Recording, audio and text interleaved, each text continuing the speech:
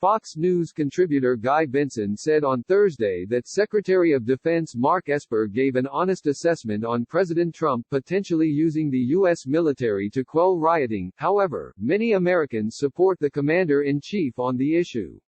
A lot of Americans looking at their television screen for the last 5 or 6 nights are horrified by the violence in our streets, the burning of American cities, and, at least one poll, conducted by Morning Consult, shows that a 2-to-1 margin are in favor of the idea of deploying the military.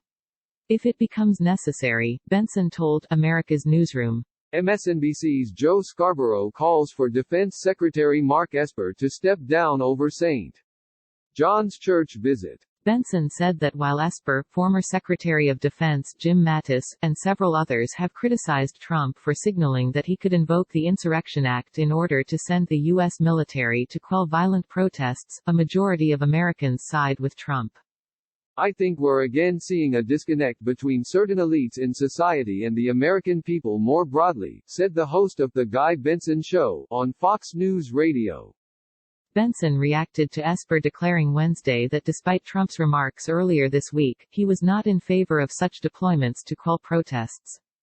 During a morning press briefing, Esper addressed controversies surrounding Trump's stance on violence and looting that has broken out across the country in the aftermath of George Floyd's death, coinciding with other peaceful protests.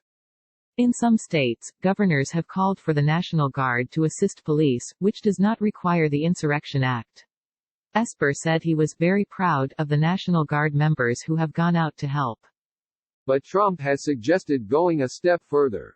If a city or a state refuses to take the actions that are necessary to defend the life and property of their residents, then I will deploy the United States military and quickly solve the problem for them, he said Monday. Esper already has ordered military police active duty troops from Fort Bragg and Fort Drum and a ready battalion from the 82nd Airborne to stage in the Washington, D.C. area at Maryland's Andrews Air Force Base and Virginia's Fort Belvoir. Click here for the Fox News app. And Mattis is far from the only military figure to contradict Trump in recent days. John Allen, a former 4-star Marine general and current president of the Brookings Institution, a D.C. think tank, wrote an op-ed for Foreign Policy Thursday morning excoriating Trump for his actions on Monday, which included a photo op at St. John's Episcopal Church near the White House. Benson said Trump appears to be on the side of the majority of Americans, though more and more current and former officials are expressing a sense of concern about the military being used.